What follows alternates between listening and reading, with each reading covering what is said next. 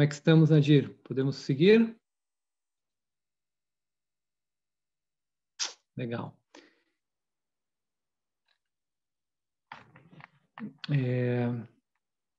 Sei que algumas pessoas entraram recentemente, né? Estão chegando agora. Eu estou trazendo alguns apontamentos, provocando algumas reflexões.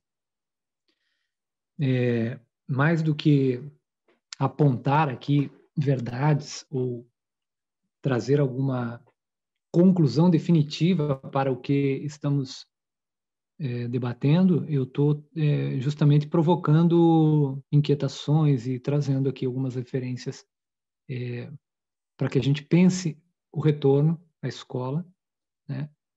Diante de um quadro hoje que é o seguinte: nós não temos previsão a curto prazo para, por exemplo, vacinação de crianças. Se, na melhor das hipóteses, tivermos vacina ano que vem, a distribuição se dará para os grupos de risco, idosos, e lentamente a gente vai cumprindo com as etapas de vacinação, podendo chegar no final de 2021 com uma vacinação mais em massa mesmo. E há muita gente trazendo já essa informação de que a conclusão, que seriam com as crianças, as últimas no processo, se daria só em 2022, ou seja, muito provavelmente a gente vai lidar com o retorno escolar no ano que vem, uma vez que se torna insustentável a não retomada das funções escolares, sobretudo do ponto de vista da escola como um equipamento que não está apenas ofertando recursos pedagógicos, mas também representa também, no Brasil em especial, um baita suporte à proteção da criança, né? À nutrição da criança, e falamos bastante sobre isso já no início. Então, a discussão está vindo por esse caminho, e eu estou trazendo a experiência que eu tenho de estudo da ludicidade para nortear o nosso pensamento no sentido de abrirmos caminho para uma generosidade que nos permita, no momento do acolhimento, enxergar e escutar melhor, para além até de ver aquilo que está diante dos olhos, é poder escutar mais e melhor a realidade que vai se formar diante da gente no momento em que o retorno acontecer, né? Não estou preocupado em dizer aqui o que poderia ser certo ou errado, mas sim correlacionar diferentes possibilidades e inclusive diferentes visões aqui, né? E a escola é esse espaço de intersecção por excelência, né? De intersecção de diferentes visões.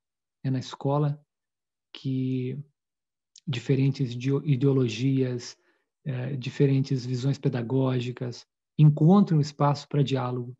A escola tem essa condição de fazer, interagir.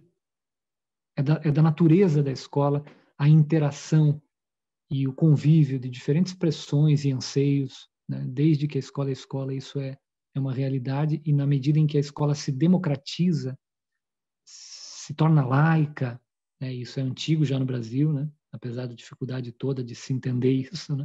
Mas na medida em que a escola se democratiza, se populariza, se torna laica, essa dimensão da troca, do intercâmbio e da convivência na diferença é realmente uma das características que a gente enxerga na escola e uma das maiores belezas dessa, vamos dizer, exuberância social que habita a escola.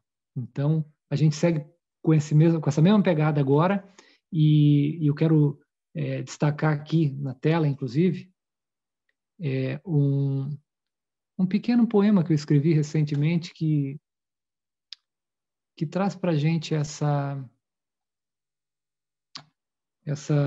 preocupação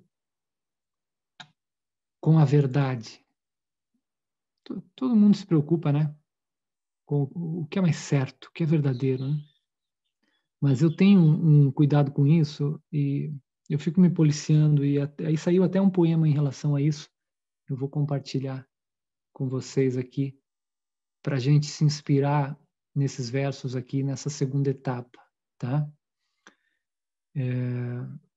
Vou compartilhar minha tela aqui com vocês.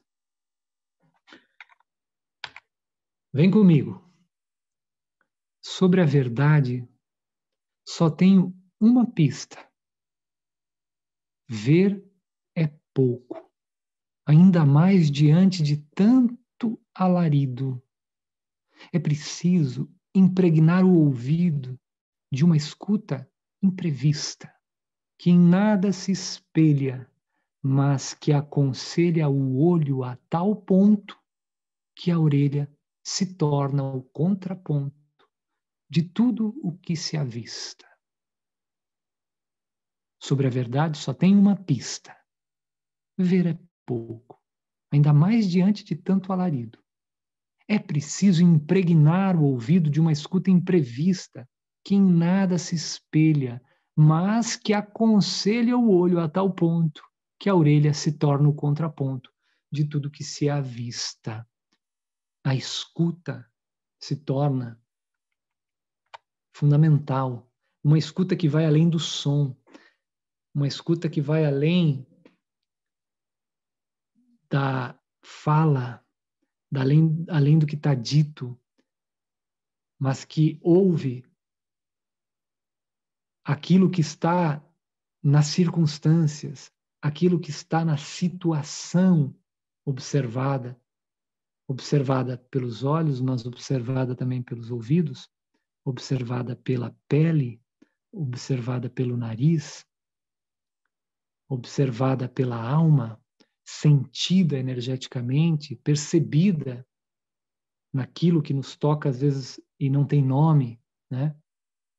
Na excitação de um momento feliz ou nas dúvidas e anseios gerados por determinada circunstância, é perceber as situações. Há uma linguagem situacional que vai além da linguagem gestual, verbal,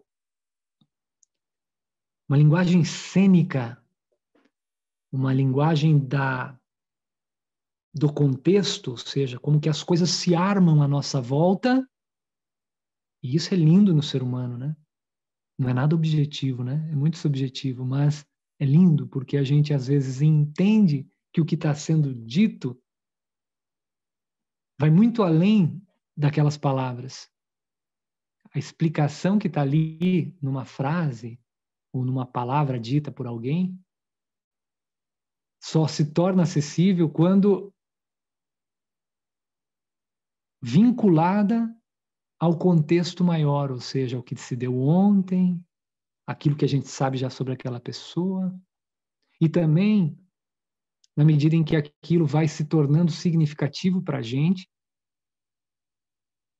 vai se tornando importante, a nossa interpretação, a nossa também racionalização, ou seja, a forma como a gente organiza essa interpretação, né?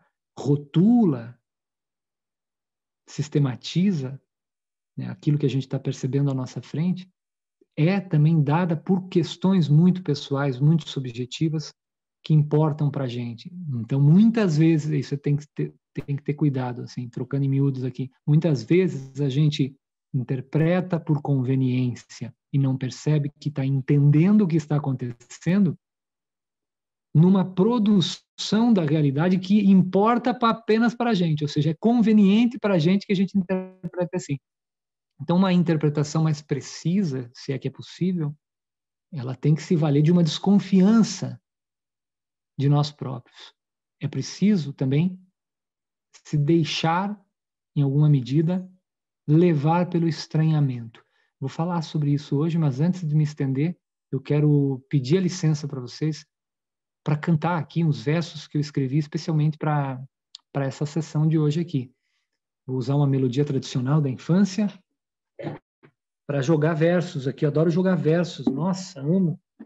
E eu fiz esses versinhos aqui que tem a ver com o que a gente vai falar hoje.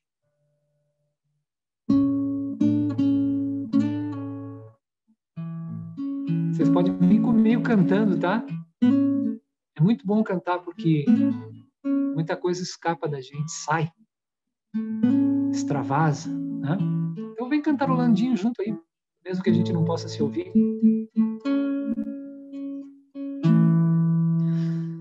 Vou pedir a quem me ouve a licença pra cantar, pois cantando a gente solta o que não dá pra trancar. Ora vem pra educação, mas não vem sem amor. Quem tem seu bem, que não trata é uma dor.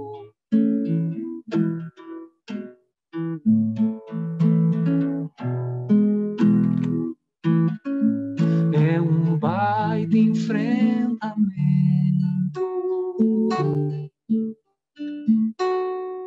superar a pandemia, ampliar o entendimento, fortalece a travessia. Ora vem pra educação, mas não vem sem amor. Quem tem seu bem, que não trata é uma dor.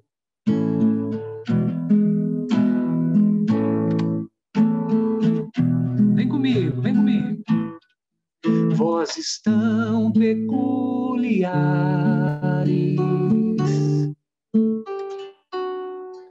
tão distintas, discordantes,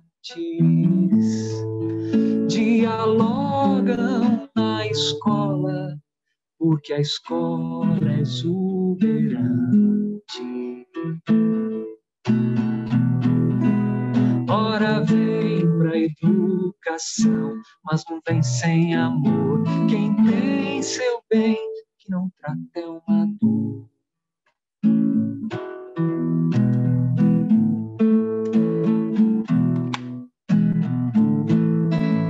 Dentro ou fora das escolas, com ou sem a pandemia, a saúde é o bem mais nobre, isso não se negocia.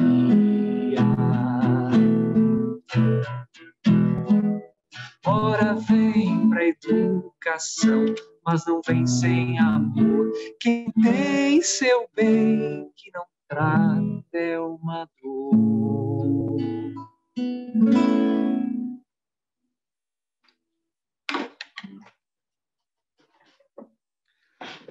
Vamos enxergar juntos aqui umas imagens do recreio escolar, do pátio da escola, também da sala de aula, porque nessa edição tem um fluxo assim de imagens, tanto do cotidiano da sala no início do vídeo, como também do pátio, aquele fervo, né? Aquela loucura dos pátios. Vamos retomar essa memória que está distante, está todo mundo doido para rever de novo esse ambiente, para encontrar de novo essa muvuca.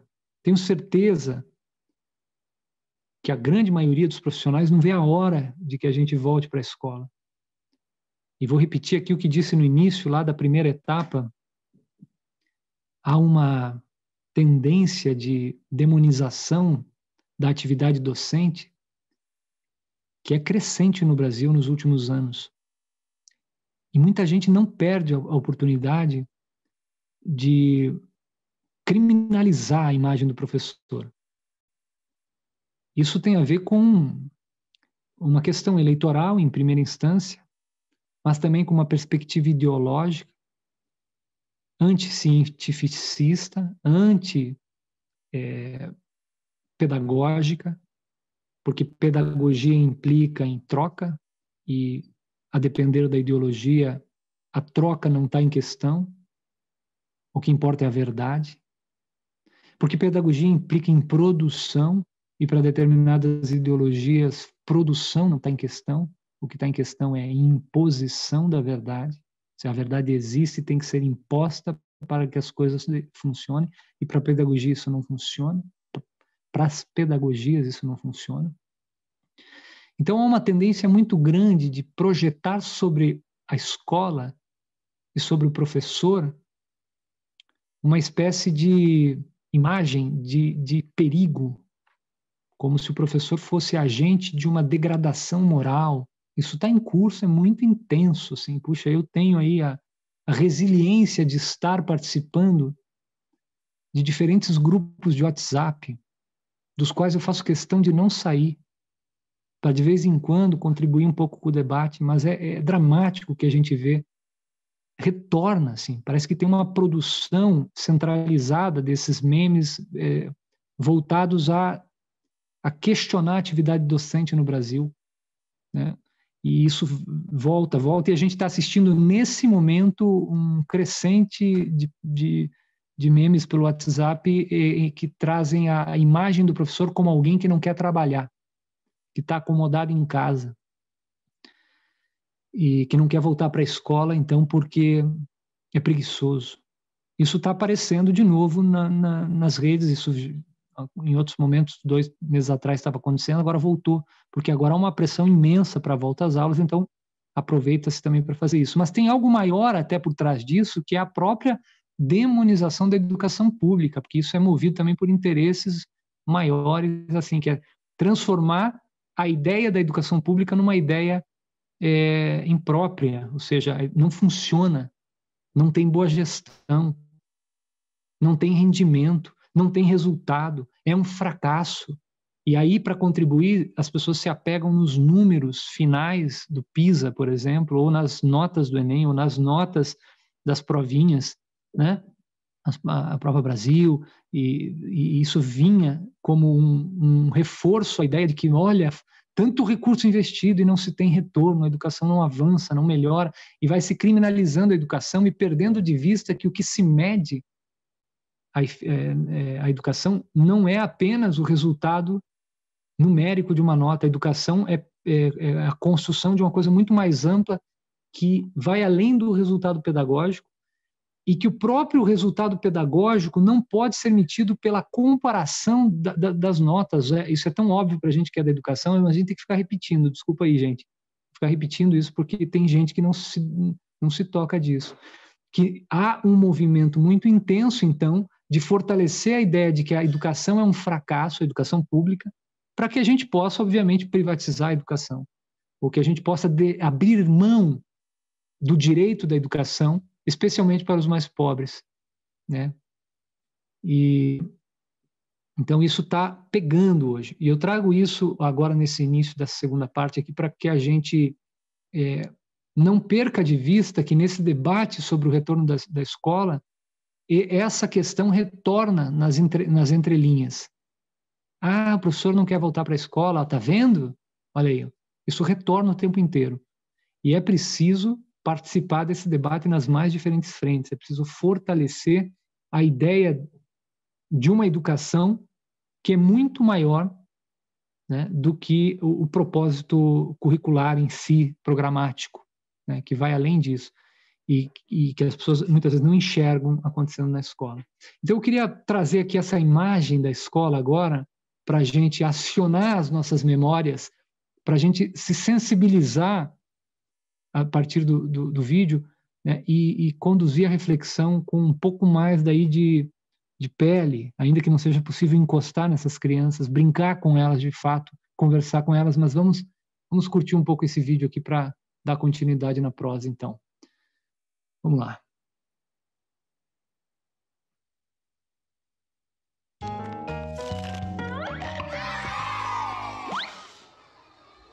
Às vezes dói a mão, né? Faz calo no dedo assim. Só fica escrevendo, fica prestando atenção na professora, daí tem que fazer a lição. Tem que ter bastante sorriso, senão a pessoa fica bem desanimada. É bom correr, é bom cantar, é bom soltar a alegria. Soltar a alegria!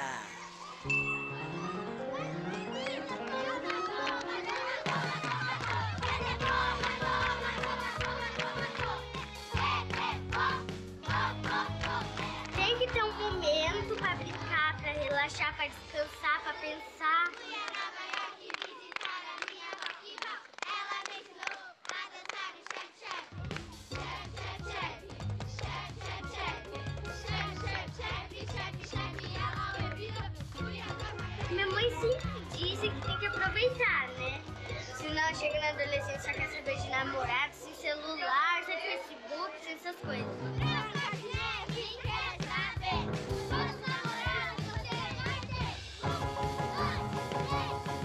As pessoas ficam muito alegres, né?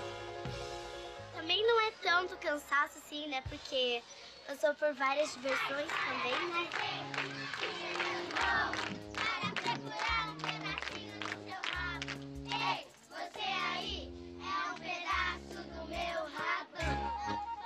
Daí o recreio é importante para as crianças porque elas podem relaxar, podem brincar, podem correr, podem ficar livre. E também para ter um tempo também, né? Para se divertir na escola.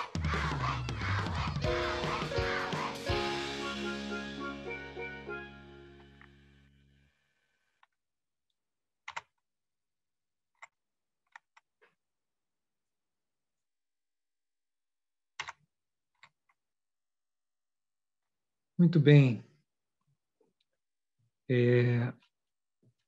Como pensar o recreio nas atividades de pátio no momento de retorno? Porque no ensino fundamental a gente pode conceber com mais facilidade a atividade dentro de sala de aula, né? As crianças nas carteiras, menos criança do que o que em geral a gente tem, até porque a gente vai ter protocolos aí que vão prever aí a redução do número de alunos e dentro de sala de aula, no ensino fundamental, passa a ser um pouco mais viável distanciar as crianças nesses momentos de sala de aula. Mas como é que a gente faz isso no pátio?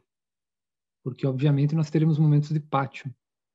Como é que a gente pode fazer um recreio escolar sem correr, saltar, se encostar, pegar, né? O desafio seria totalmente ímpar, nunca dantes visto, né? Não é concebível imaginar as crianças se deslocando em fila para o pátio, se posicionando em fitas marcadas no chão, sentando na quadra, cada uma em seu lugar, né? E ali ficando, né? Com talvez uma animação de um inspetor num grupo, uma conversa de outro, viraria uma situação de contenção inviável, né? Habituadas que as crianças estão com as atividades lúdicas no pátio, a liberdade que tinham, seria insustentável imaginar um recreio com as condições de fixação, assim, né? Como se tem visto as pessoas falarem. De fato, nas escolas particulares que estão fazendo o extracurricular agora nesses últimos tempos, inicialmente algumas tentaram, né,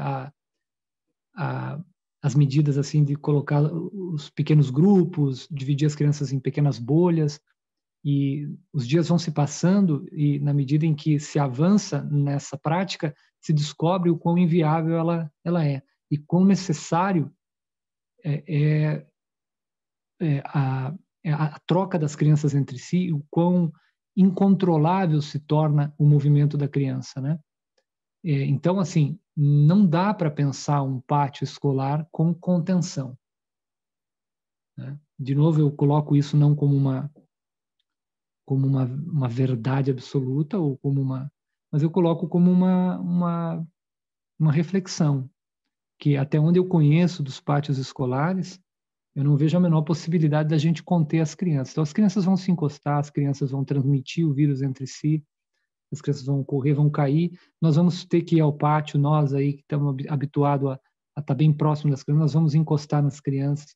Né? Inspetores que estão aqui conosco sabem que pegarão crianças no colo, crianças que caem, que se machucam, que brigam, que choram, né? Terão um contato físico com as crianças. Essa é a realidade que se anuncia para o retorno. A gente está preparado para isso, a gente quer isso, né? Nós vamos assumir isso, são questões que têm que ser colocadas, né? a ideia de que as crianças transmitem menos o vírus é uma ideia que vem se fortalecendo. Tem mais ou menos um mês que o primeiro estudo sobre isso se difundiu e outros estudos surgiram comprovando, até certo ponto, a ideia de que a criança tem um menor grau de transmissão, o que poderia, então, nos dar uma tranquilidade um pouco maior nesse sentido nos pátios, né? No entanto, a minimização dos riscos só se dará na medida em que a gente tenha um controle progressivo desses ambientes, ou seja, nós comecemos experimentando situações de gestão do recreio escolar com um número muito reduzido de crianças, muito reduzido. Então, diretores que estão aqui, pessoal do administrativo, pedagogas, inspetores, provoquem essa reflexão na escola, porque caberá às coordenações das escolas obviamente, fazer essa distribuição do retorno, ou seja, como voltar, quem volta primeiro, será gradual, mas quantos alunos na primeira semana, quantos alunos na segunda, e quantas vezes por dia, né? Então, essa distribuição tem que ser muito cautelosa, ela tem que começar com pequenos grupos e com o retorno de uma parte apenas dos profissionais, de modo que a gente tenha condições de ter profissionais à disposição, formando uma espécie de banco de reserva. Por quê? Porque esse banco, essa reserva potencial, ela será necessária. O que vai acontecer se a gente voltar? Haverá casos de Covid na escola. E aí, a depender dos protocolos, porque dependendo do protocolo, a escola fecha, né? Hoje, atualmente, tem um protocolo que obriga a escola a fechar. As escolas particulares em Curitiba, algumas fecharam essa semana aí, por conta de 1 ou 2 casos de Covid confirmados. Se a gente adotar vamos supor que a gente adote uma situação em que o profissional é afastado, mas a escola continua, tá? A gente vai ter obviamente, profissionais atestando positivo, né, para a Covid. O que isso vai implicar? Vai implicar na diminuição do número de profissionais. A diminuição de número de profissionais sem um banco de reserva significa um colapso da gestão escolar. Porque se você perde 2 profissionais no recreio, por exemplo, 2 inspetores no recreio, numa escola que tem 3 inspetores, você enlouquece a vida escolar. Você não dá conta de exercer aquilo que é o básico da vida de uma gestão de pátio ali, né? Das escolas integrais, por exemplo, que tem recreios de 1 hora na hora do almoço, que obviamente não voltarão de forma integral, mas a gente sabe que os tempos de pátio serão maiores, as atividades em local aberto serão maiores nesse momento. Então, tudo leva a crer que tenhamos mais momentos ao ar livre, então mais profissionais também habituados e com a competência de gerenciar essas atividades, como é o caso dos inspetores aí, que ajudam tanto e são, a meu ver, sempre foram educadores também na escola, né? Para além do trabalho de inspeção, vamos dizer que não é o trabalho principal do inspetor, né? Ele é um auxiliar administrativo, ele é um profissional que executa diferentes funções dentro da escola, mas ele tem a principal função, que é o contato com a criança e a educação da criança. Ele educa, né? Eu tive a oportunidade de demonstrar isso com dados. Eu fiz uma tese de doutorado sobre isso. Chama-se A Proibição das Brincadeiras, em que, em determinado momento, eu destaco a função dos inspetores, o trabalho dos inspetores e as dificuldades encontradas por eles por não serem, muitas vezes, compreendidos como educadores, mas fazerem essa função. Então, não são tratados como educadores, muitas vezes pela gestão da escola ou pela administração municipal, mas o são na vida real, no concreto, no chão da escola. Educam as crianças muito, né? Impactam a formação das crianças. Então, o recreio escolar é uma arena de encontros, é um espaço de formação de vínculos, é um espaço de expressão e criação. A gente vai ter que olhar por isso, favorecer isso, né? O encontro que se dá na escola é um encontro também da gente com as crianças. Crianças que voltarão diferentes. Crianças que já não serão mais do mesmo modo. Estão distanciadas da escola. Perderam um pouco do vínculo com a escola e perderam um pouco daquela cultura escolar. O que envolve isso? Envolve a percepção das regras escolares, a admissão no comportamento de certos parâmetros. Então, vamos ver no retorno se as crianças admitem, depois de tanto tempo distanciadas, todo aquele procedimento escolar normatizado, que se dá lentamente desde o CMEI, que a criança vai absorvendo. E sempre que a gente tem férias e retorna, a gente sente o baque, né? As crianças voltam desorganizadas. Precisa de novo chamar chamar para conversa, pegar firme ali, né? Para que haja de novo um entendimento, por exemplo, de que brincar na escola é diferente de brincar na rua, brincar na pracinha, brincar no apartamento, brincar no quintal de casa. Brincar na escola envolve outras questões que estão dadas ali pela normatização escolar. Ainda que as regras não sejam tão explícitas, as crianças vão absorvendo isso porque vão percebendo na própria cobrança que os colegas fazem delas. Isso não pode, isso não pode. Então, em que medida as crianças voltam para o recreio e para as atividades pedagógicas, admitindo de imediato toda uma construção que vinha sendo dada da cultura escolar e do contato delas com a escola, que foi interrompida, largamente interrompida. Não se trata de 1 mês e meio de férias. Estamos há 8 meses, né?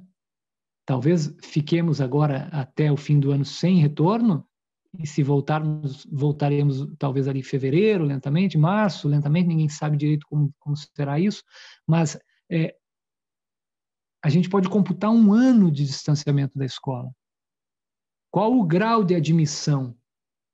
Qual o grau de subversão de crianças indignadas, traumatizadas, violentadas?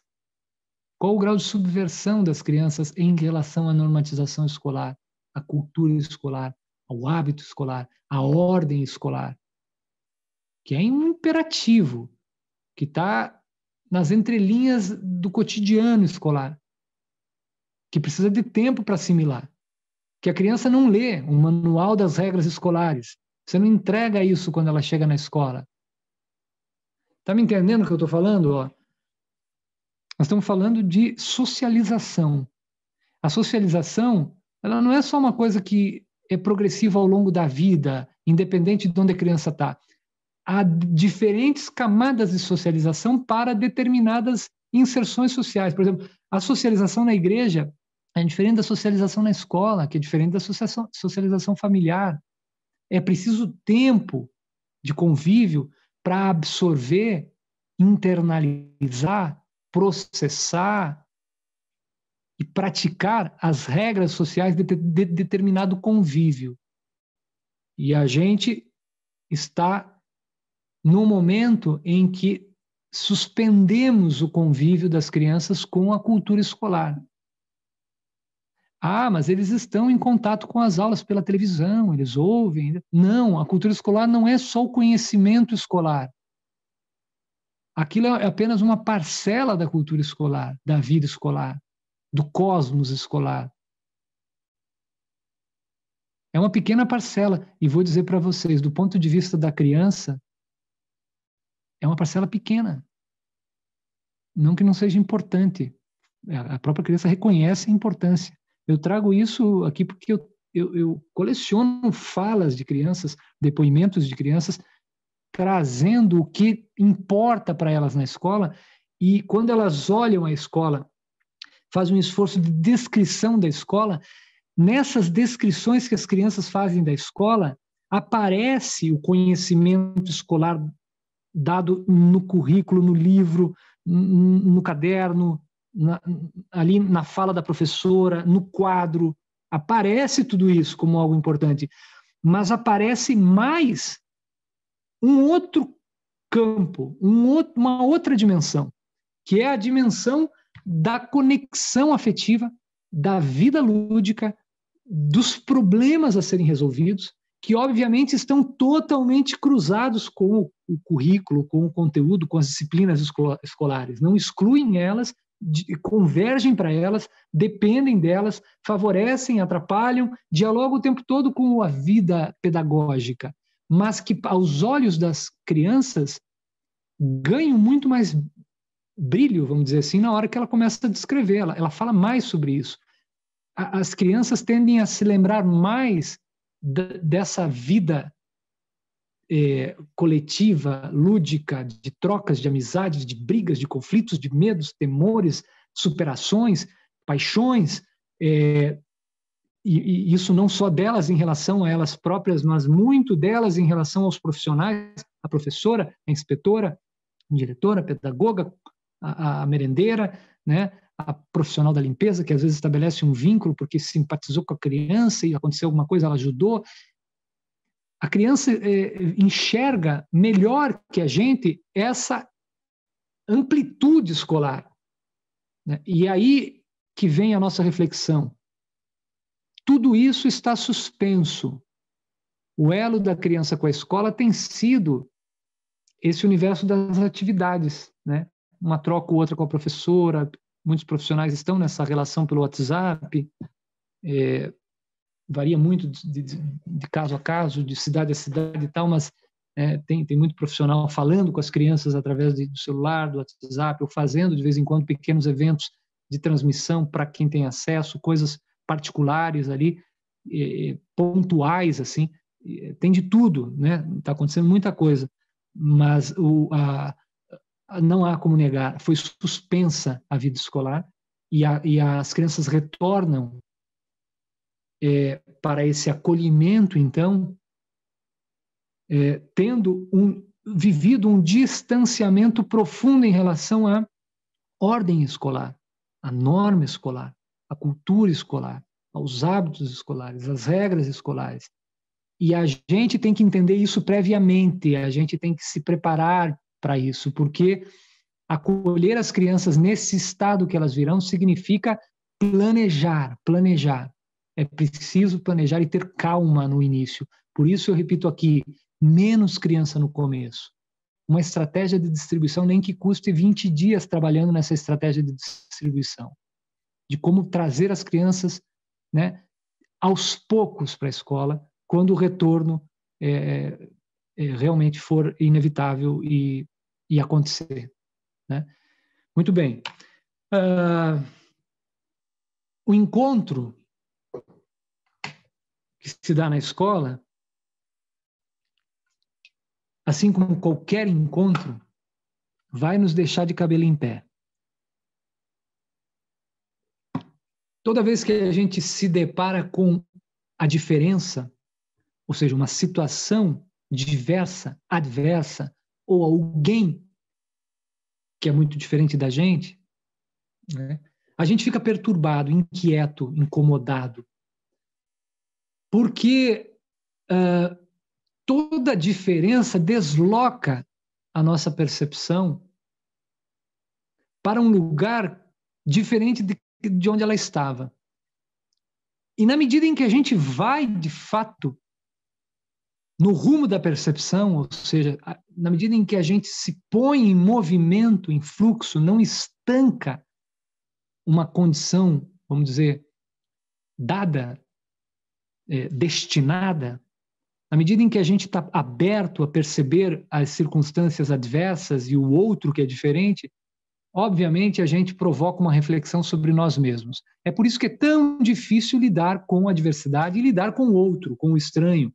Por isso que é tão difícil se livrar do racismo, é por isso que é tão difícil se livrar da homofobia, porque inevitável, o racista só deixa de ser racista quando ele consegue deslocar dentro dele a reflexão. Quando ele consegue provocar uma reflexão sobre ele mesmo, né? O homofóbico, o etnocêntrico, o egoísta, eles só conseguem se deslocar dessas posturas tão maléficas à vida social quando eles se permitem refletir sobre si mesmo. a reflexão sobre o outro gera uma reflexão sobre nós mesmos. E é nesse ponto que se estanca o processo, porque ninguém quer refletir sobre si mesmo. Então o cara começa a pensar sobre o outro que é diferente, ou sobre a situação que é adversa, e quando ele vai avançando, para poder avançar, ele tem que pensar nele, ele tem que se colocar naquilo, porque é ele pensando e ele está implicado naquilo, porque o racista está implicado no racismo, o homofóbico está implicado na homofobia. Ele não está fora, não é uma coisa que ele discute porque está lá. Está dentro. E na medida em que ele vai percebendo que está dentro, ele estanca e não quer mais. Ele não quer provocar essa reflexão, porque essa reflexão envolve o reconhecimento. Agora, como sair dessa sinuca de bico? Como se deslocar para uma perspectiva que permita a reflexão do outro, porque permite uma reflexão de nós mesmos? É preciso um exercício cotidiano, contínuo, de estranhamento. A gente precisa estranhar aquilo que é familiar, não familiar no sentido da família, o filho, o pai, a avó, o tio. Não nesse sentido, estranhar o familiar, estranhar aquilo que é comum, aquilo que é banal, aquilo que a gente nem percebe de tão familiar. É preciso estranhar, é preciso questionar. Por outro lado, e ao mesmo tempo, é preciso se familiarizar com o que é estranho. Então, estranhar o que é familiar e se familiarizar com o estranho. Essa busca requer esforço, quilos de sal. É preciso suar a camisa para fazer isso. Ora, refletir sobre a situação atual é refletir sobre o estranho. É se familiarizar, então, com o estranho, na medida em que avançamos e entendemos o que está acontecendo. Mas é preciso também estranhar algumas coisas. Porque as coisas vão se cronificando na medida em que o tempo passa e se tornando muito familiares, muito, vamos dizer, convenientes, porque a gente vai naturalmente se acomodando às situações que estão se apresentando. A gente precisa sobreviver, a gente precisa relaxar também. Então a gente vai se encaixando e encontrando espaço para performar a vida de uma maneira digna, cômoda, confortável. Então as coisas vão, obviamente, se tornando banais, cotidianas. E aí é que vem o esforço. É preciso estranhar também essa conveniência, essa banalidade, para que a gente, especialmente em momentos como o que vivemos, possa enxergar soluções mais dinâmicas para aquilo que está sendo aquilo que nos é apresentado pela vida, né? Mais do que uma imposição ou outra de um determinado grupo, ou de uma determinada lei, ou de uma determinada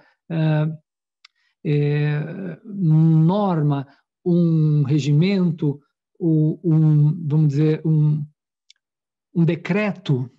Vamos pensar, o decreto hoje é a grande questão, né? Então, um decreto que abre as escolas, né? Mais do que a imposição de um decreto, né? O que a vida nos traz não é o decreto pontualmente, né? O decreto é parte de uma coisa maior, né? Que é, no caso agora, as circunstâncias todas, para quem está na educação, de se ver numa situação em que a gente vai, sim, se familiarizando com as coisas como estão, porque não há outro modo também de se sentir minimamente confortável e digno. Ou seja, é preciso também se confortar, mas não se esquecer de estranhar o conforto. E eu mesmo falei aqui, cuidado com essa ideia que está sendo difundida de que não há retorno nas escolas porque está muito cômodo para os profissionais ficarem em casa. Essa loucura e que se torna propaganda política muitas vezes e que se difunde por aí tem outra finalidade. Não é disso que eu estou falando, né? Isso é outra coisa. Esse tipo de comodismo não nos acomete. Não há dúvida de que seria mais interessante para a nossa saúde, para o nosso bem-estar, não ter que encarar a vida tal como ela está, gerenciar a casa, os filhos dentro de casa, né? A dificuldade econômica e toda essa loucura que nós vivemos por causa da pandemia, sem poder ter acesso ao trabalho tal como tínhamos, sem poder ir para a escola. É claro que ninguém quer isso. E é uma loucura pensar que as pessoas estão supondo que se trata de um comodismo, mas não é dessa fantasia que eu não é a essa fantasia que eu me refiro. Eu me refiro ao fato de estranhar algo que é muito cômodo no sentido pessoal de cada um, porque isso de fato se dá. E a gente precisa, então, estranhar esse familiar, esse conveniente, para poder provocar na gente condições de solucionar situações de acolhimento para as crianças no retorno às aulas mais eficazes, mais conectadas com as necessidades das crianças. Então é preciso mesmo se questionar, é preciso se inventariar-se, pensar consigo mesmo, putz, o que está acontecendo comigo mesmo? O que eu quero? Eu quero voltar para a escola ou não quero? Começa com essa pergunta. Eu quero me arriscar ou não quero? Eu posso correr esse risco ou não posso? Eu posso dizer para minha colega não ir porque ela de fato é grupo de risco, por que ela está querendo ir? Vou insistir para ela ficar. Vou insistir para organizar de um modo que não seja arriscado para alguns profissionais. Né? Vou trabalhar para que as famílias fiquem conscientes do que está acontecendo, mais conscientes. Então é preciso um pouco desse trabalho de abandonar-se a si mesmo também, nesse sentido de que a gente deixa de lado certas convicções, obviamente, e desenvolve um poder de deslocamento interno que refaz a forma como estamos enxergando as coisas. Eu tenho um poema que escrevi, que vou partilhar com vocês aqui, que sintetiza essa minha angústia, de eu fico buscando isso. E é uma coisa meio louca, porque você parece que você deixa de ser quem você é, mas não é isso. É você poder temporariamente se deixar levar pelo outro, mas não porque o outro está certo ou porque você deixou de estar certo, mas porque o outro é parte de uma construção da qual você depende para ser mais assertivo. Então, o poema diz mais ou menos o seguinte, ó: Senhor, misturai-me, fazei de mim um punhado de outros, salvai-me de minha opinião, dai-me a multidão, e, enfim, quando já tiver me livrado de mim, clareai a estrada e as estranhas entradas de minhas entranhas.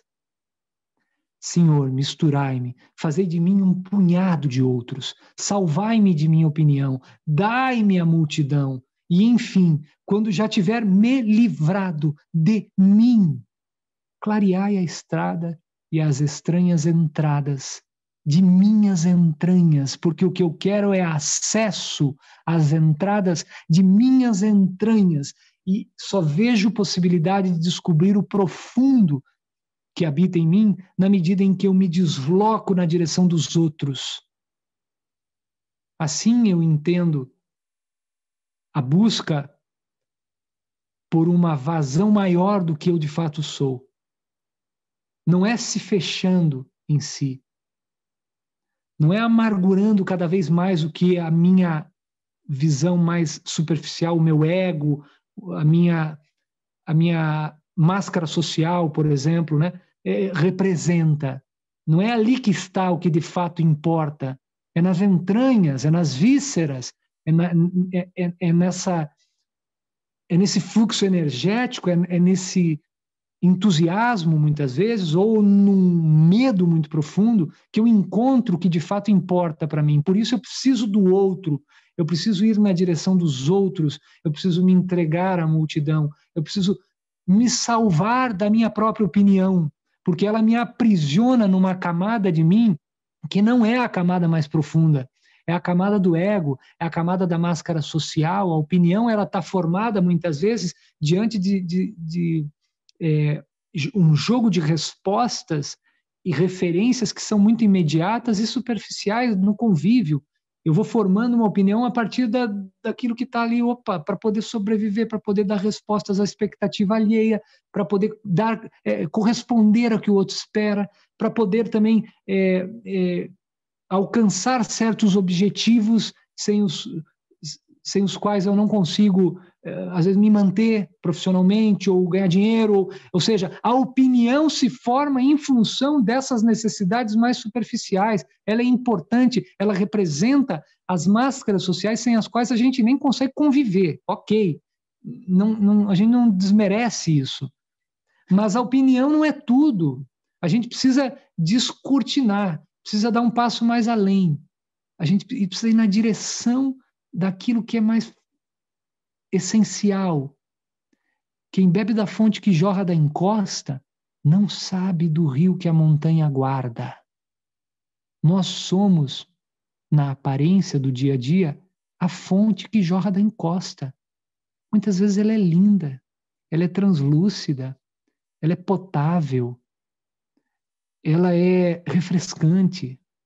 A fonte jorrando da encosta, muitas vezes, ela é pura beleza, ou em outros momentos ela é puro lodo, ela vem carregada de pedra, ela vem suja, com gravetos, ela está poluída. Mas o que importa de fato não é a fonte é importante também, mas a fonte jorrando da encosta, ela é apenas uma parte, um pedaço do todo. O que mais importa é o grande rio caudaloso, que só é possível acessar quando a gente sobe a montanha e adentra na floresta. É o âmago.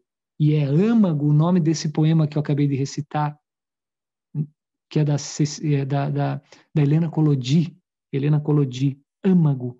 Né? Quem bebe da fonte que jorra da encosta não sabe do rio que a montanha guarda. A gente precisa adentrar a montanha, né? E extrair de lá da montanha uma percepção mais conectada com o rio que essa montanha guarda, esse rio caudaloso. É ali que está o que somos, e é ali que está toda a nossa potência. Vou mostrar uma potência agora para vocês aqui. Uma menina que está revelando aqui, num recreio de uma escola de Curitiba, toda a sua potência. Vamos ver essas imagens interessantes e que elas, sempre que eu vejo, me emocionam, porque essa garota, ela nos apresenta o rio que a montanha guarda. Eu vejo com esses olhos, eu vejo desse jeito. Ela vai aqui brevemente falar e depois eu explico um pouco mais. Vamos assistir essas imagens, então.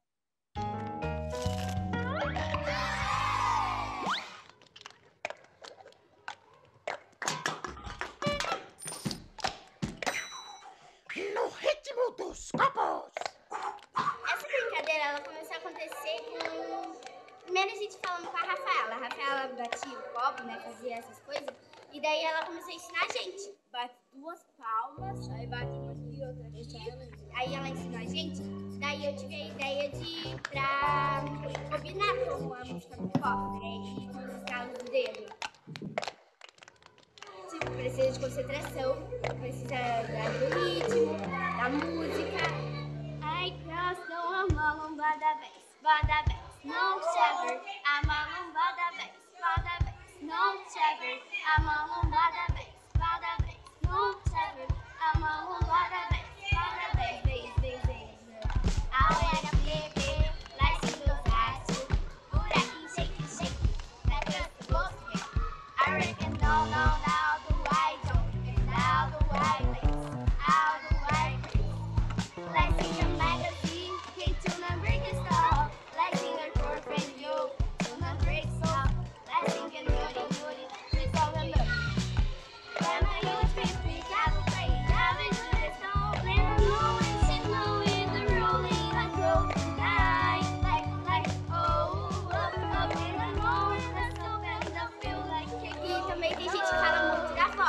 Tem gente que fala que a nossa voz é feia, tem gente que fala que é bonita, essas coisas.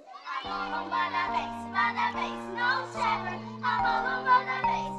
eu me sinto uma artista.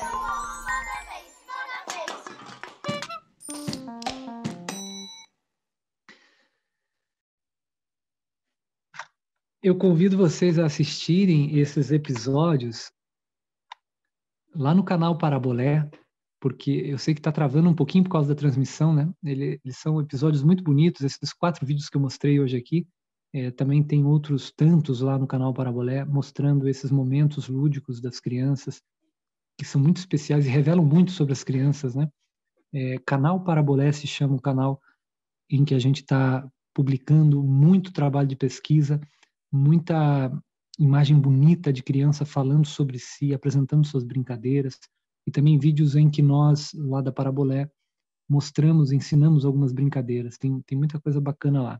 Eu vou aproveitar o gancho aqui e convidar vocês também a conhecerem um outro canal, onde eu estou publicando orientações sobre esse universo das brincadeiras, mas para além das brincadeiras tradicionais, de pátio, também eu tenho falado muito sobre os bens literários da tradição oral brasileira. Então, as quadras, as quadrinhas, parlendas, trava-línguas, ditados, adivinhas, que representam um potente material para subsidiar nossas práticas pedagógicas, porque vêm do campo da oralidade, têm a força da oralidade e podem nortear o processo de alfabetização de um jeito que a gente muitas vezes subestima.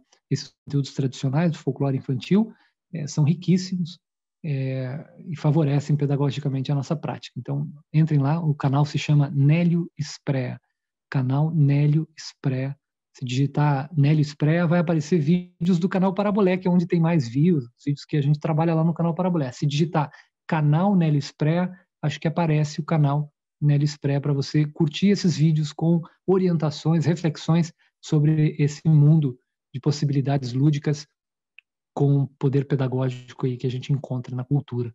E aí eu quero aproveitar esse último vídeo que a gente viu para finalizar com uma reflexão aqui, porque essa menina, ao ser entrevistada por nós, nesse momento aí na escola Carlos Drummond de Andrade, uma escola municipal de Curitiba, da qual eu tenho memórias maravilhosas, um abraço a toda a equipe da escola que nos recebeu com tanto carinho, e foi inesquecível o período que a gente passou lá observando e também brincando com as crianças, filmando. Então, essa menina e aquele grupo ali está diante de uma habilidade musical, artística, de um domínio, vamos dizer assim, coreográfico, do uso dos copos, também uma coisa do conhecimento lúdico, uma brincadeira típica dos recreios, brincar com os copos, fazer coreografias. Elas usam uma cantiga americana, uma canção do rádio, uma canção da TV, popular naquele momento ali que nós estávamos na escola, já fazem uns 3 anos esse vídeo, e utilizam então um produto da indústria ali do musical, cantam do jeito que podem, internalizando a sonoridade da língua inglesa, sem domínio, obviamente, do inglês, e enfrentam dentro do pátio um desafio muito grande, que é assim, as crianças, algumas admiram elas cantando, outras criticam elas cantando. Então, elas vivem nesse episódio, a gente traz assim, através da fala dela, um pouco desse dilema que elas nos apresentaram, que é assim, mas as pessoas acham nossa voz feia, daí a gente canta baixinho. Mas às vezes a gente se anima, porque daí tem muita gente olhando e a gente canta mais alto. E aí você vai vendo que o brincar no recreio, que o encontro das crianças entre si, não é uma coisa assim em busca de mais e mais brincadeiras, mais e mais jogos, mais e mais brinquedos. Isso sim é apenas o pretexto para uma coisa maior. As brincadeiras, brinquedos, materiais, a quadra, a bola, a corda, o elástico, a brincadeira tradicional, o jogo de mão, o pega-pega, o caçador, o futebol, tudo isso são, na verdade, pretextos e alavancas, trampolins para uma coisa maior que de fato importa, que é o que as crianças de fato estão atrás. Que é o quê? É o jogo social, é o estabelecimento de uma hierarquia entre elas, no sentido da função tem líderes ali, tem pessoas que estão aprendendo, tem os maiores, os mais velhos, tem os menores, mais novos, tem também aquele que desperta mais curiosidade, porque tem um monte de conhecimento, curiosidades, tem os estranhos, os que provocam desconfiança, tem os que brigam mais, os que são mais fortes, porque ser mais forte nessa faixa etária importa, que os mais fortes têm status, né? Os maiores também, mas tem os mais rápidos, né? Os que correm mais rápido. Então tem uma série de possibilidades de encaixe e participação na vida ali, que é o que importa. O que importa é participar, né? O que as crianças querem é fazer parte de algo. Então, quando a gente pensa em acolhimento das crianças na escola, a gente tem que ter em vista isso, minha gente. As crianças querem participar de algo, querem ter sensação de pertencimento. E todo esse conjunto de jogos, brincadeiras e aparatos que a gente possa dispor, ou não, muitas vezes não tem como dispor, isso tudo passa a ser secundário. Se a gente descobre que o que está em jogo, na verdade, é a autoria, o protagonismo. O que a criança quer é se fazer presente, é ser escutada de algum modo. Essa menina depõe no final ali, diz, numa pergunta que eu faço para ela, eu pergunto, tá, mas o que te faz decorar fazer esse negócio difícil? Eu não consigo fazer isso com os copos. Como é que você consegue, assim, mesmo com... Né, como que você se sente ali no meio de tanta gente em volta vendo vocês cantando? E aí, nesse momento, ela abaixa a cabeça, ela chora um pouco, a gente para a gravação e eu peço para ela se ela quer continuar, ela diz que quer continuar, e eu faço de novo a pergunta, como que você se sente ali? E ela já, depois de enxugar as lágrimas, responde com uma única palavra, uma artista. Ela diz, uma artista. E aí ela volta a chorar. O vídeo não mostra esse momento, obviamente, um momento muito íntimo da criança. Se vocês reverem esse vídeo, vocês vão ver que ela está com lágrimas nos olhos no final, ela está emocionada.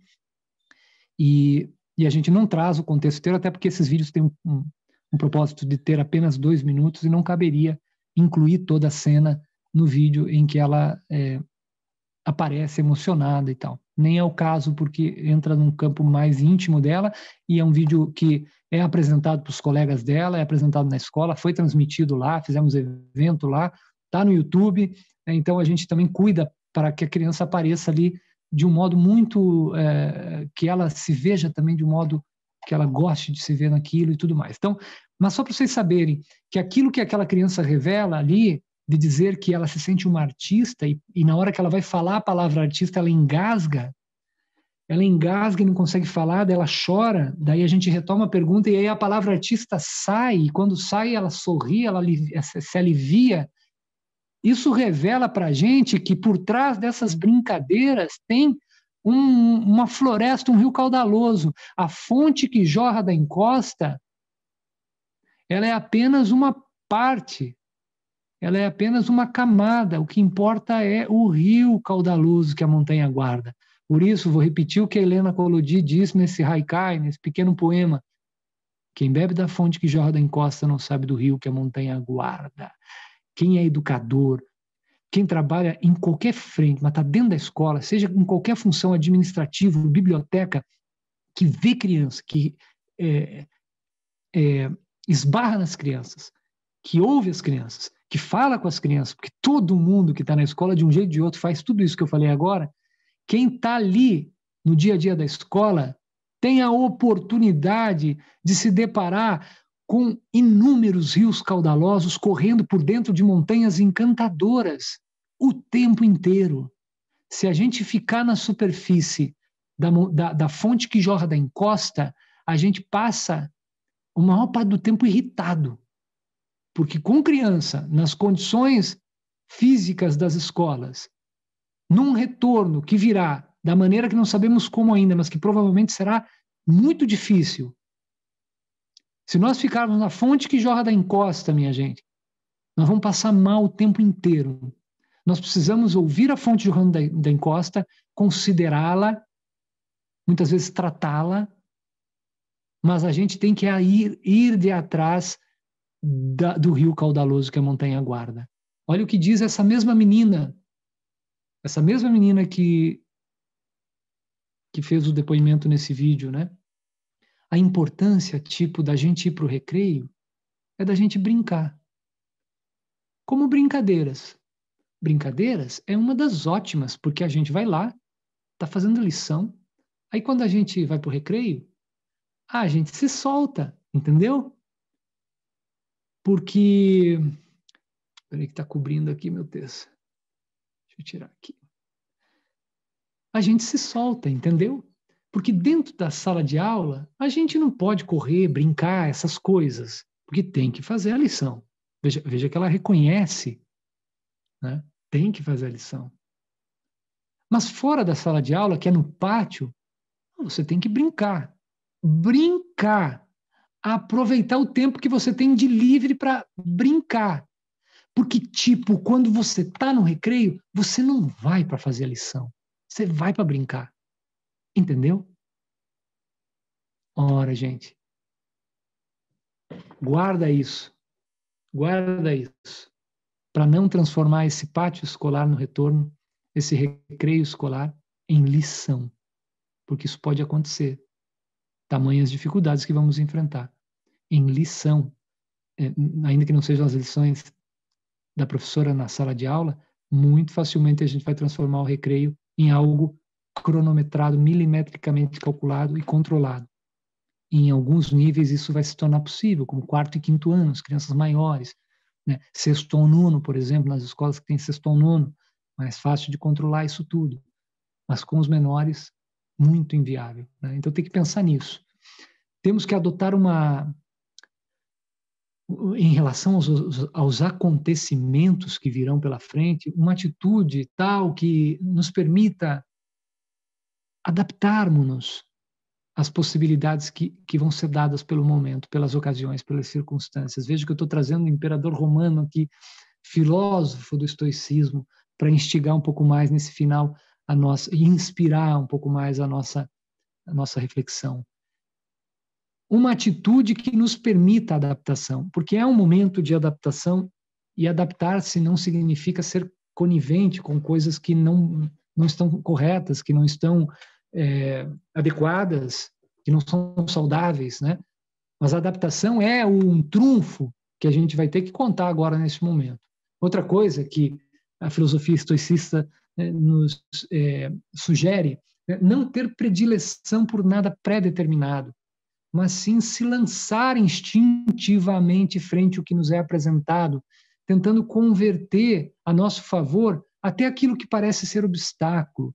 Então, isso significa produzir novos sentidos o tempo todo, fluir na direção dos outros, né? Reconhecer a dimensão inesgotável do acontecimento, porque o acontecimento acontece, mas não acontece e acabou. Ele segue, né? E a gente é capaz de criar a cada vez, né, um novo desdobramento sobre o acontecimento, né? Como diz o Lacan, né, a vida é aquilo que não para de não se escrever. A vida não para de não se inscrever, né? E o impremeditado, né, da vida social, né, esse caráter repetitivo, recursivo, mas ao mesmo tempo inovador da vida, nos obriga a recriar cotidianamente as bases da nossa própria organização. É o que nós vamos fazer agora, o que estamos fazendo agora. Recriar as bases da nossa própria organização a partir do quê? A partir dos recursos que dispomos, né? O que temos à disposição, o que é possível fazer. Então, vamos entrar em determinados consensos, né? Vamos perceber as circunstâncias que nos envolvem, mas vamos também, além de acolher tudo, entender que a gente não é apenas dependente das determinações que nos são impostas, a gente também oferece recursos por meio dos quais, como diz o Giddens, sociólogo inglês, né, esses recursos, muitas vezes, né, eles nos permitem influenciar até as atividades que supõem que podem ser impostas a gente. Ou seja, a gente detém recursos internos para subverter muitas imposições e significar aquilo que muitas vezes vem de cima para baixo, não funciona, mas a gente resolve de um outro jeito, né? Essa é uma característica da ação social, a capacidade de influenciar as atividades daqueles que são nossos superiores, ou seja, impactar decisões, participar das decisões é uma das condições da vida social. E para finalizar com vocês, eu quero então, como fiz desde o início, né, lançar aqui novas questões, só que agora em versos para a gente acabar junto, porque tem também algumas interações possíveis aí, algumas perguntas lançadas no chat, e eu me estendi no tempo aqui, porque a coisa vai que vai, né? Nossa! Vou finalizar então recitando aqui um poema que nos provoca a necessidade de fazer perguntas, questionar. Caríssima educadora, peço atenção no cordel. A primeira pergunta que eu faço é: quanta estrela tem no céu? Ora, quanta estrela tem no céu é impossível calcular. Mas quando uma estrela cair, não deixe de perguntar. Por mais que a pergunta soe um tanto quanto esquisita, é de pergunta em pergunta que surgem especialistas. E é por isso que eu pergunto forçando a imaginação. Minha colega educadora, quantos pelos tem um cão? Quantos pelos tem um cão? Ninguém os trará somados. Uns pretos, outros brancos, uns vermelhos, outros pintados. Mas, caríssima educadora, tente então me responder. Em 2 léguas de campo, quantos capins deve ter? Eu sei que a pergunta soa de novo exagerada, mas é na insistência das gotas que a madrugada orvalha. Em 2 léguas de campo, há muito capim por nascer. E assim a pergunta aponta para além do que quer responder. E toda resposta dada será uma aproximação. Ninguém haverá de contar grãos de areia no chão. Quanto espaço tem no céu? Quanto tempo tem o mundo? Quantos erros cometidos desde Dom Pedro II? Qual a melhor teoria? Seremos todos iguais? Qual o dia do retorno das aulas presenciais? Vamos ter que repetir todo dia essas perguntas. É na comunhão das dúvidas que a gente se aprofunda. E eis aqui o desafio em que a vida se assenta. É no fazer das perguntas que a gente se orienta. Por isso, eu termino o cordel sugerindo um exercício. Valorize cada pergunta, igual fiz lá no início. Ainda que sou estranho ou um tanto inconsistente, é da pergunta espantosa que vem algo diferente. Muito obrigado, minha gente. Agradeço demais aos sindicatos, SISMUC, SESMAC. Agradeço à equipe do SISMUC pelo convite, pelas orientações, pelas conversas, pelo papel que exerce nesse engajamento convidativo à reflexão, ao debate, à defesa dos direitos, né? Eu sou muito grato e honrado por estar aqui com vocês. Abrimos então aí as questões. Obrigada, Nelly. Obrigada. Só um pouquinho, gente, tá? Então, aguardem um pouquinho que a gente vai colocar uma enquete. Essa enquete vai ser: você é a favor da volta às aulas presenciais com vacina? Aí vocês respondem, só para a gente ficar como presença, né, para a confecção do certificado. Perguntas. Eu não presenciei nenhuma. Deixa eu dar uma olhada aqui no chat. Enquanto isso, vocês vão respondendo lá a enquete, né? E também podem fazer as perguntas no chat.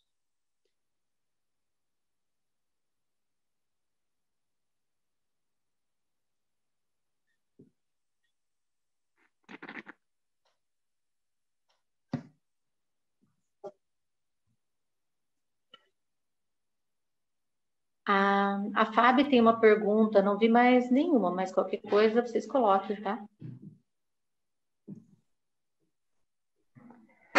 Bom dia, Nélio. Primeiramente, foi maravilhoso mais esse encontro com você aqui, né? Quero agradecer pelo SISMUC, pelo SISMAC. É sempre muito valoroso. Eu sou meio suspeita em dizer que eu sou super sua fã, né? Então, eu tenho uma pergunta aqui.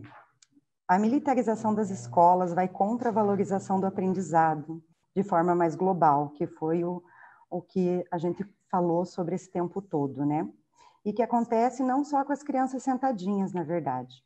E nesse momento difícil estão tentando avançar em mais uma educação militarizada.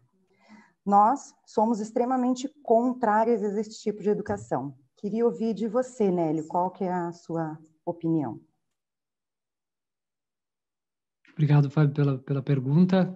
É um tema que merece todo esforço no debate, todo o engajamento de educadores que estão pesquisando e se envolvendo com formação de professores, e merece também todo o engajamento possível e reflexivo dos profissionais da educação, porque ele afeta demais o campo da educação no Brasil, na medida em que ele vem sendo proposto como uma ação muito abrangente, que começou agora, por exemplo, no Paraná, né? A gente já teve todo o processo de enquetes com uma quantidade significativa de escolas, uma boa parte aderiu, né? E então se trata de algo que não é pontual, mas tem uma implicação estrutural na educação brasileira, né? E que, a meu ver, desconsidera fundamentos básicos da pedagogia e da educação como um todo.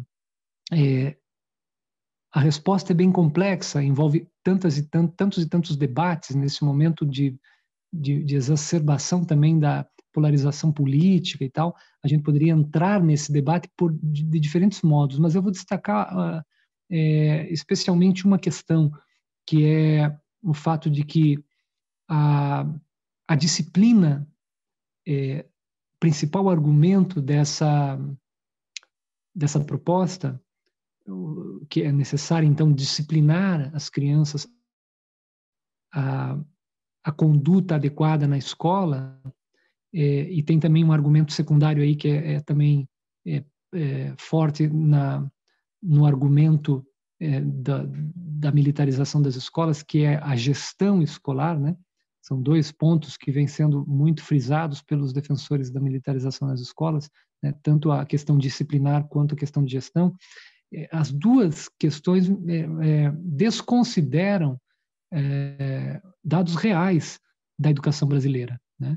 Do ponto de vista da disciplina, né, a ideia de que a escola é um ambiente indisciplinado e que professores são o tempo todo desrespeitados, agredidos, ela repercutiu nacionalmente desde o momento em que se intensificou uma campanha forte de cunho eleitoral visando a demonização do espaço público e da educação pública, e evidenciando e alarmando, né, a um suposto fracasso escolar.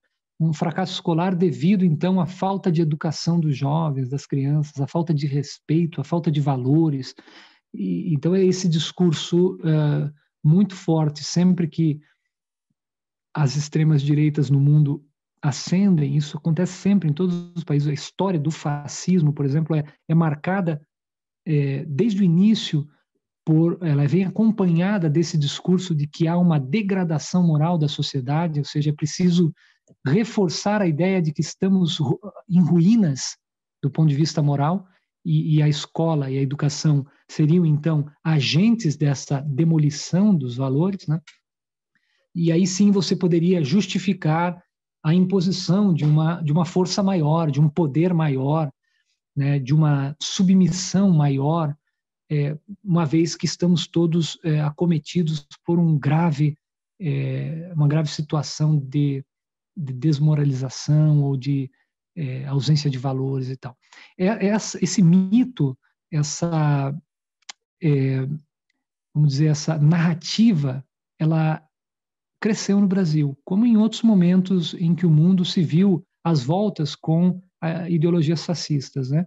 No Brasil, esse discurso se expandiu fortemente. Primeiro porque ele tem uma base, vamos dizer assim, ele tem um lastro na realidade, mas esse lastro na realidade confunde as pessoas. Qual que é o lastro? A nossa sociedade é uma sociedade violenta. Não são os jovens e as crianças que são violentas. São os adultos que são violentos, são os maridos que são violentos. O Estado é violento. A atuação da polícia é violenta, né? A criminalidade é violenta, né? Então, a violência é um fator da nossa sociedade com o qual a gente convive, especialmente nos grandes centros urbanos, né?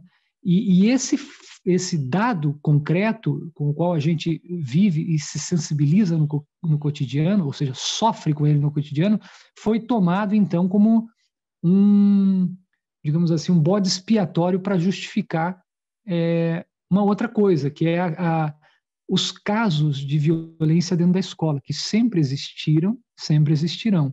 Claro que a gente deve buscar solucioná-los cada vez melhor, né? Então, o que se fez nesse contexto? Se elegeu alguns vídeos, né, de alunos jogando carteira, de alunos subindo na mesa para dançar funk e tirar a camisa, de alunos esmurrando o professor. Então, tem lá uma dezena ou 2 dezenas de vídeos selecionados que formam um banco muito bem pensado, um banco de peças publicitárias muito bem pensadas que foram largamente disseminados nos últimos anos, dando a entender que a escola é aquilo que essas peças publicitárias feitas em cima de vídeos que de fato aconteceram, são cenas que acontecem na escola, mas são cenas que não representam majoritariamente a escola, né? Mas se gerou essa impressão de caos nas escolas. Então, você conversa hoje com as pessoas nas ruas e você acompanha pelas redes sociais, e você vê a expressão de um descontentamento porque haveria, então, um suposto caos no ambiente escolar, né? Em função dessas imagens que renderam boas peças publicitárias para essa campanha de demonização do espaço público e também de uma campanha que visa a ascensão de um pensamento fascistoide, de controle absoluto, de disciplinarização. Então, já começa tudo errado. A militarização das escolas já está fundada em um pressuposto que sequer é concreto. Ela se assenta sobre uma fantasia. Qual que é a fantasia? Primeiro, de que a escola é um caos, que os alunos não têm disciplina e que a gestão escolar também é um fracasso, né?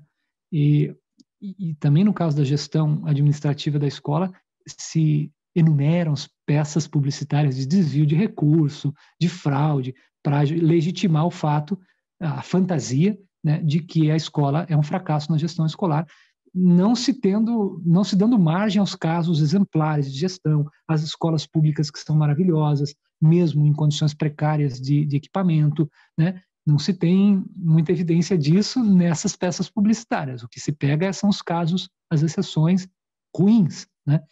Então, a militarização vem de encontro a esse projeto maior de construção de uma ideia de poder, um poder supremo, um poder de alguém que vem para salvar, que vem para impor, que vem para dizer como é que as coisas funcionam e tem que acabar com isso aí, né? A frase é essa, né? Tem que acabar com isso aí. Tem que acabar com isso aí. Acabar com o quê? Com aquilo que você nem faz ideia do que é? Com aquilo que você nem chegou perto para sentir o que é? Tem que acabar com a fantasia que se criou de que a escola é um lugar de bandido, é um lugar de drogas, é um lugar... Veja o quanto eles bateram nisso. O ministro da Educação repetiu várias vezes que a universidade, por exemplo, é um lugar de maconheiro, de gente nua, né? É de uma loucura isso que a gente está falando, né? E aí eu quero falar tudo isso para dizer assim, que a pedagogia militar e a disciplina militar não é o problema. Eu não estou aqui me voltando contra as escolas que são militarizadas. E não quero retirar jamais a importância de haverem escolas que preparem militares, escolas que atendam até filhos de militares, porque as escolas militares no Brasil surgiram como uma demanda da classe de profissionais militares que precisavam, em função do deslocamento no Brasil inteiro, de ter escolas para poder garantir a matrícula dos filhos, porque se deslocavam pelo Brasil, né, e surgem escolas militares em algumas regiões do Brasil. Então, é necessário que tenha escolas militares, e essa disciplina militar, ela tem sentido dentro da lógica da militarização, da formação do militar. Mas uma coisa é a formação militar, outra coisa é a formação civil, né? Então, a disciplina militar, ela não funciona dentro de um contexto civil. Inclusive, ela tem problemas sérios. Ela não é uma escuta afeita, uma pedagogia afeita à escuta, não é uma pedagogia afeita à participação. Ela tem problemas com isso. Ela precisa, inclusive, dentro das escolas militares, ser revista. E o bom desempenho das escolas militares não se deve à disciplina militar, se deve a outras questões. A disciplina militar é apenas um fator. Se deve aos equipamentos, aos bons professores, né, ao alto investimento que as escolas recebem, ao fato de que essas escolas, em geral, têm seleção prévia, ou seja, elas já atraem para si alunos de alto padrão cognitivo, no sentido do rendimento pedagógico. Então, ela já tem ali alunos que rendem bem. Não é a pedagogia militar que garante o rendimento. Não tem nenhum indício de que a disciplina militar ou uma suposta pedagogia militar garanta um desenvolvimento, um desempenho acima dos outros. Pelo contrário, o que a gente vê é que essas escolas selecionam alunos, já entram ali alunos submetidos a uma alta concorrência, né? E elas recebem investimentos 3 vezes maiores do que uma escola pública convencional. Ou seja, é outra coisa que gera o resultado. Não é a pedagogia em si. Então eu vejo assim, eu vejo como uma pena esse projeto de militarização das escolas, um grande equívoco, né? E o que está se querendo, representantes do projeto, militares falando sobre isso, que a ideia é acolher os jovens, que eles venham e se sintam bem na escola e deixem os seus problemas em casa e não tragam para dentro das escolas os seus problemas. Ora, que fantasia é essa? Você não conhece jovem? Você não conhece gente? Quem vai deixar os seus problemas e deixar o que se é do lado de fora da escola? Isso não existe, não há a menor chance disso acontecer, a menos que você submeta o sujeito e afunde o sujeito numa depressão. Senão ele não funciona, não tem como. Vou terminar essa reflexão trazendo aqui uma imagem do sociólogo Manuel Sarmento, que uma vez me disse assim: Nélio, sempre que a gente abre a porta da escola ou da sala de aula para o estudante entrar e fecha a porta para que a criança não entre, a criança dá a volta por trás, pula o muro da escola e entra para incomodar. E a gente perde o contato com a criança e não consegue mais ter diálogo. A gente sofre daí. É preciso abrir a porta para a criança, junto com o estudante. Porque o que a disciplina militar e outras disciplinas autoritárias querem é deixar a criança de fora, deixar o jovem de fora e entrar só o estudante. Quem que é o estudante? O estudante é esse ideal de um aluno posicionado na carteira, pronto para aprender. É esse ideal, é essa fantasia, né? E é óbvio que ela é importante também. A gente tem que ter uma meta, um objetivo. Queremos um estudante que respeite algumas regras, que se posicione na sala de aula em determinado lugar, que ouça, que participe. Então, disciplina também é fundamental, mas não se pode deixar os problemas lá em casa, porque a vida são os problemas, a individualidade são os problemas, a subjetividade são os problemas. Se você deixa os problemas de uma pessoa de fora, você deixa a pessoa de fora, porque ninguém é apenas as alegrias ou a ordem e organização. Nós somos essa mistura de problemas e acertos, né?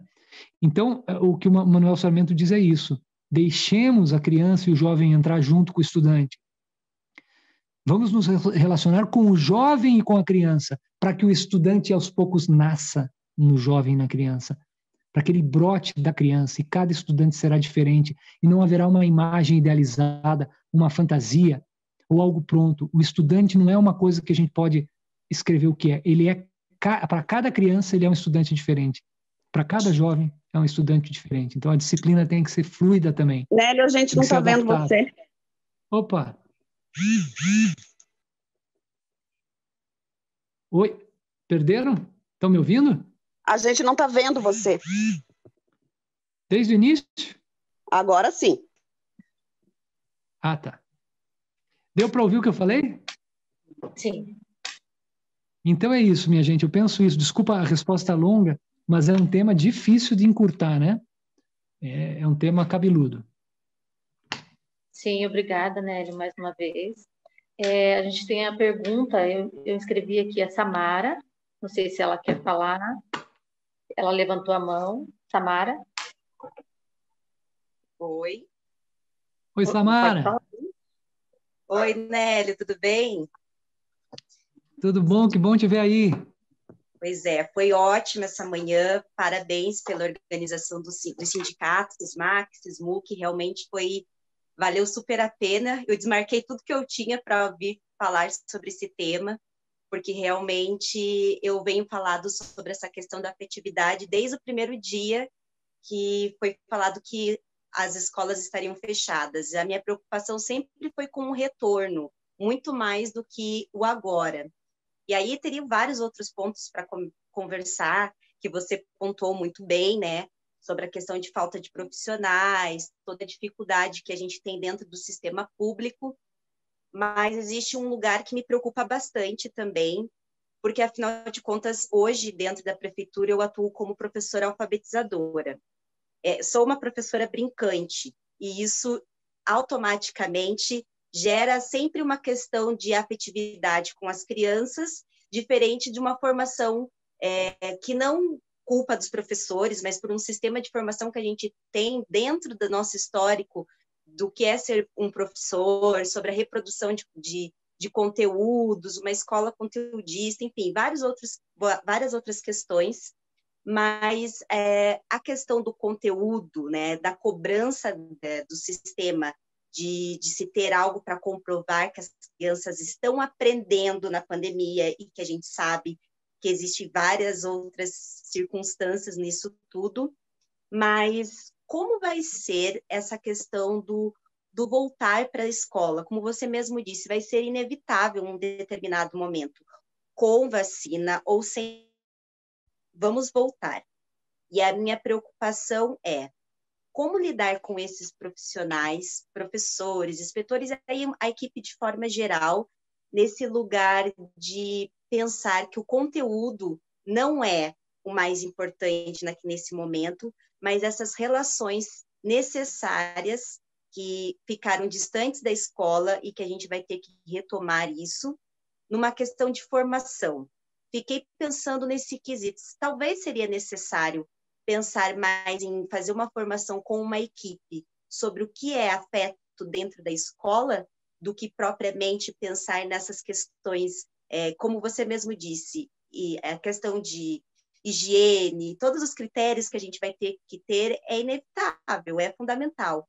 Mas será que a questão de afeto não seria algo necessário e fundamental para a formação no retorno dessas aulas?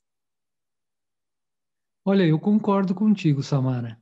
Eu acho que essa preparação protocolar para as questões de higiene, de distanciamento, manejo dos materiais, tudo isso a gente vai tirar de letra. Claro que vai ser difícil de cobrar isso das crianças, porque, a depender da faixa etária, é muito complicado mesmo.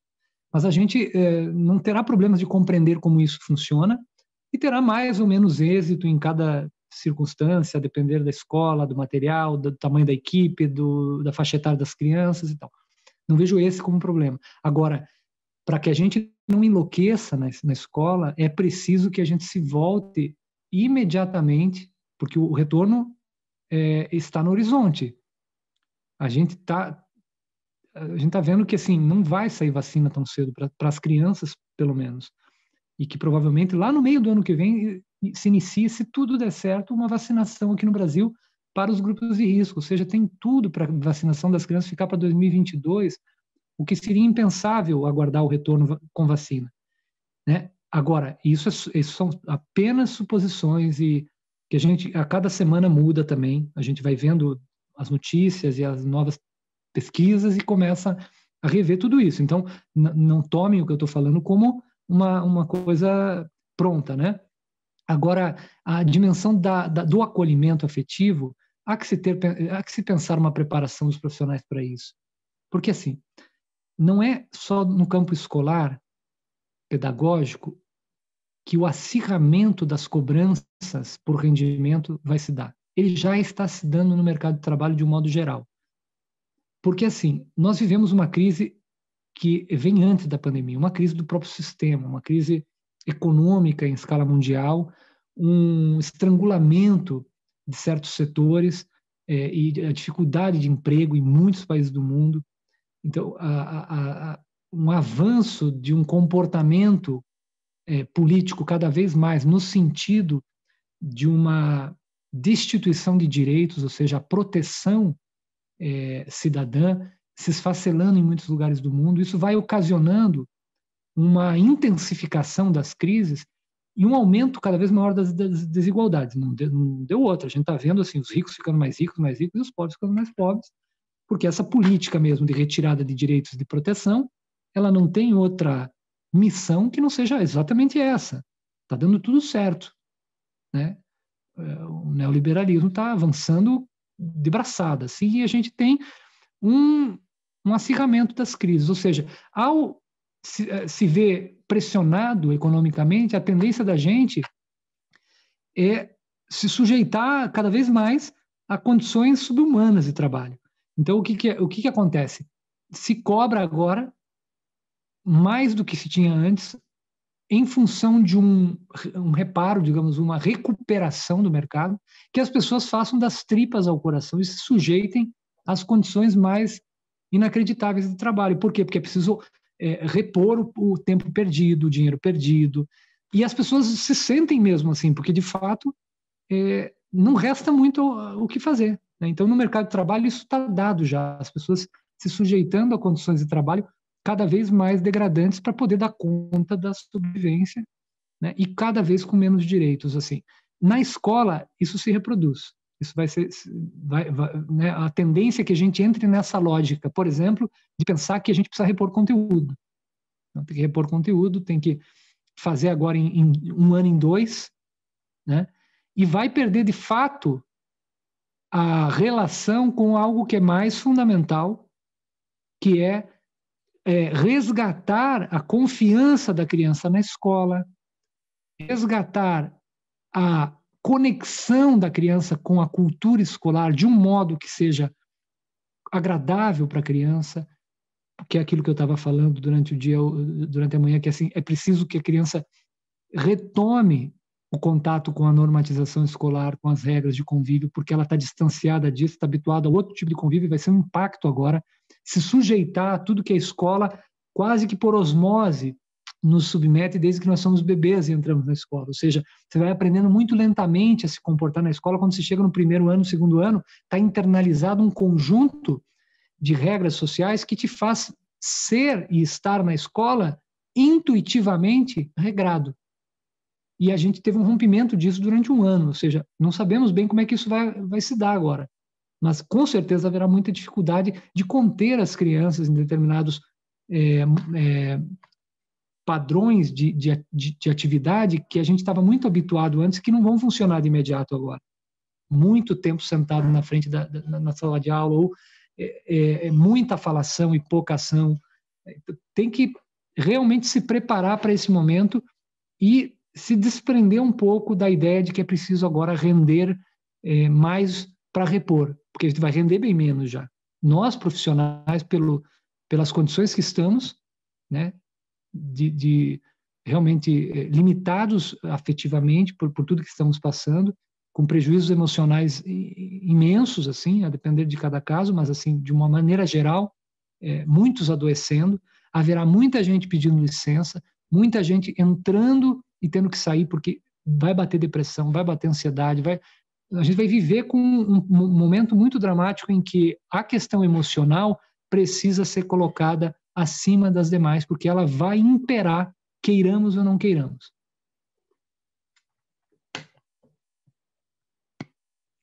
Ok.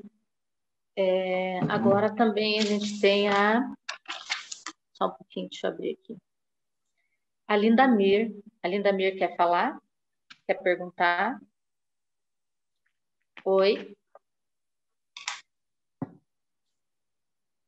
Ela levantou a mão no chat. Lindamir. Tem também a Andréia. A Andréia colocou uma fala no chat. Na verdade, deixa eu ler aqui a fala dela.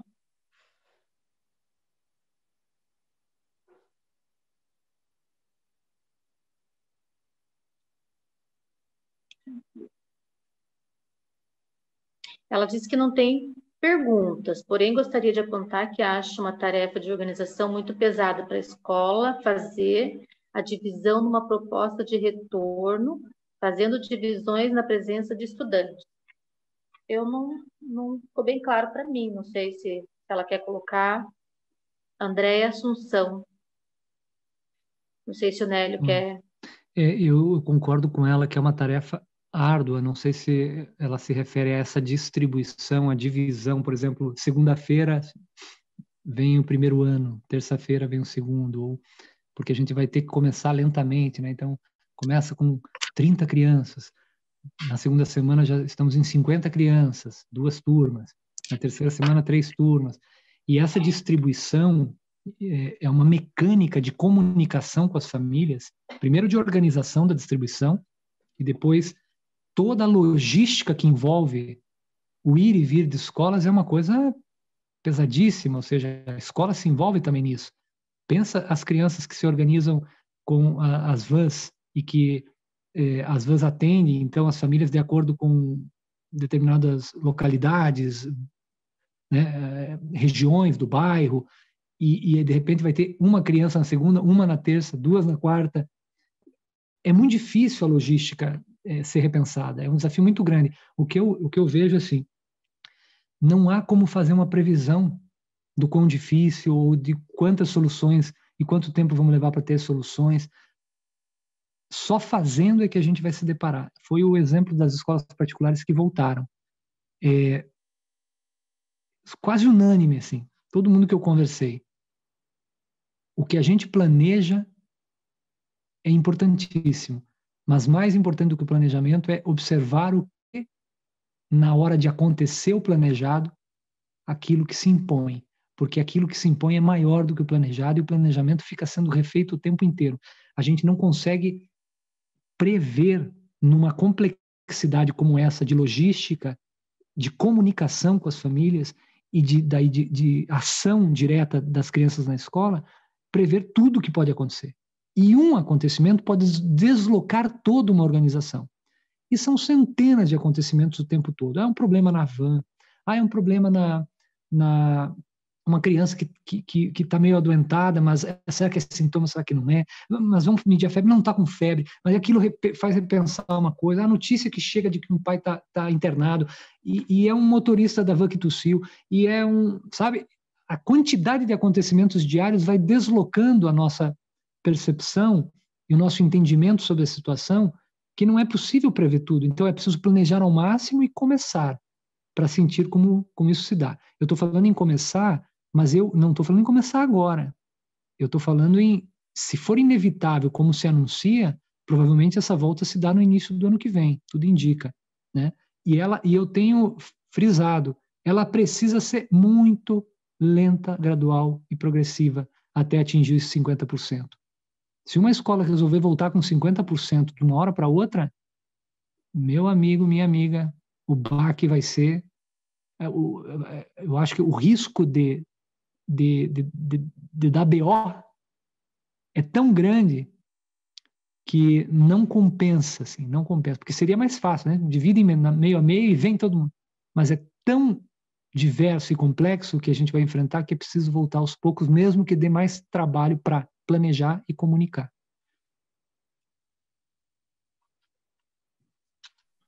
Ok. Obrigada, Nélio.